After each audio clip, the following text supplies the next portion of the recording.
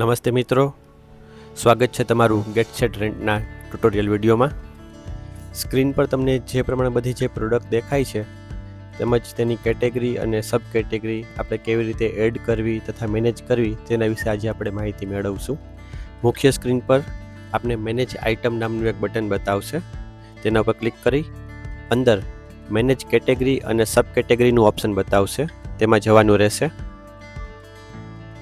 હવે આ નવી ઓપન થયેલી કેટેગરી વિન્ડોની અંદર આપ જોઈ શકો છો તેમ પહેલેથી જ આપણે પ્રીડિફાઇન અમુક કેટેગરી આપેલી છે, જે આપની જરૂરત મુજબ સુધારી અથવા તો ડિલીટ પણ કરી શકો છો, અથવા તમને જરૂર લાગે તો નવી કેટેગરી એડ પણ કરી શકો છો। જેમ કે જો તમે ફેન્સી ડ્રેસના વ્યવસાયમાં પણ છો તો આપ નવી કેટેગરી તરીકે ફેન્સી ડ્રેસને એડ કરી શકો છો।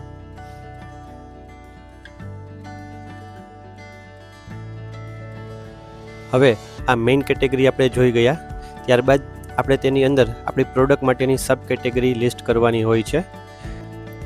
હવે જેમ કે મેલ કેટેગરી છે તો તેની સબ કેટેગરી કઈ રીતે બનાવી શકાય તે આપણે જોઈએ।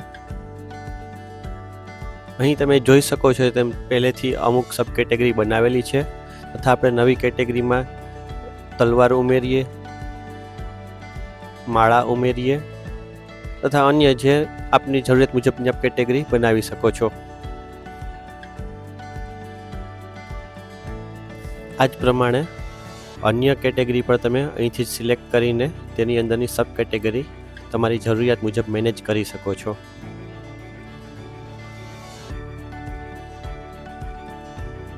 કેટલોગ વિન્ડોની અંદર આપણે બનાવેલી નવી કેટેગરી તથા તેની સબ કેટેગરી દર્શાવેલી જોઈ શકાય છે, તથા તેની પ્રોડક્ટ મેનેજ કરવા માટે જે તે સબ કેટેગરીને સિલેક્ટ કર્યા બાદ તેના છેલ્લા પેજ ઉપર જવાથી તમને નીચે એડ ન્યૂ આઇટમનું બટન પણ બતાવશે, જેના દ્વારા આપ જે તે સિલેક્ટ કરેલી સબ કેટેગરીની અંદર નવી આઇટમ ઉમેરી શકો છો।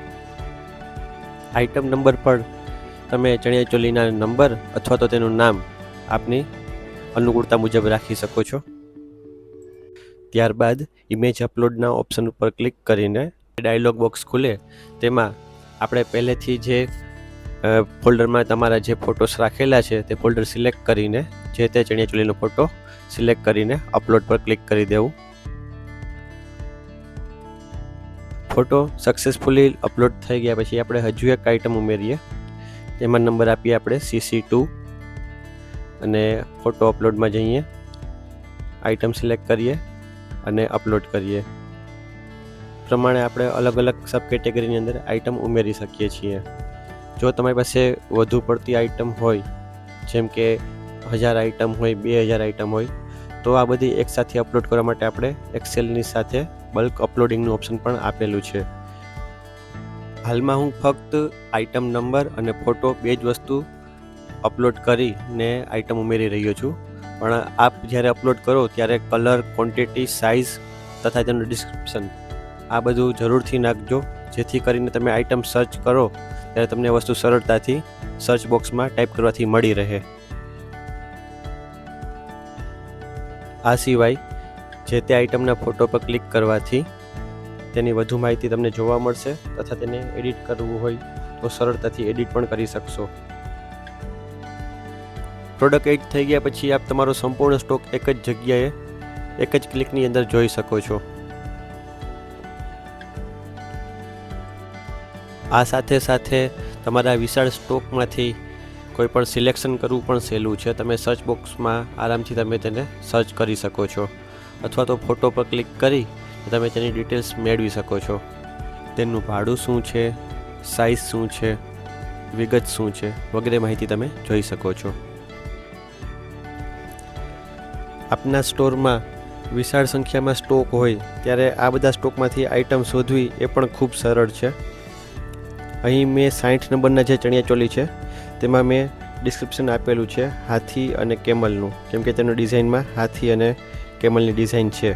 તો હું જ્યારે સર્ચ બોક્સમાં ફક્ત હાથી લખીશ તો મને હાથીની ડિઝાઇનવાળા સમગ્ર પીસ એક જ ક્લિકમાં બતાડી દેશે।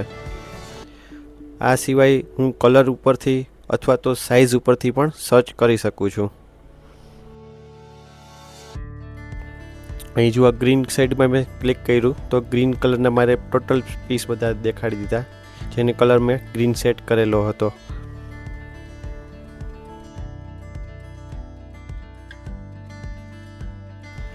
નવી આઇટમ એડ કરવા માટે તમે ડાયરેક્ટ કેટલોગ વ્યૂમાં સિલેક્ટ કરેલી પ્રોડક્ટના લાસ્ટ પેજ ઉપર જઈને પણ એડ કરી શકો છો,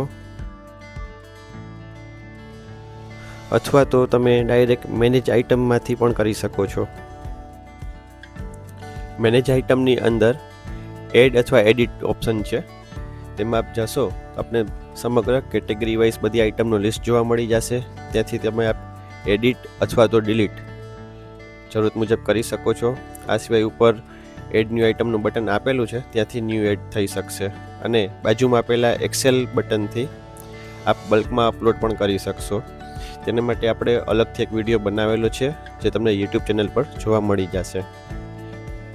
આ સિવાય આપને કોઈ પણ પ્રશ્ન હોય, ક્વેરી હોય તો આપ અમારા વોટ્સએપ નંબર પર અથવા તો ફોન પર ડાયરેક્ટ અમને સંપર્ક કરી શકો છો. તમારો ખૂબ ખૂબ આભાર. મળીએ બીજા વિડીયોમાં.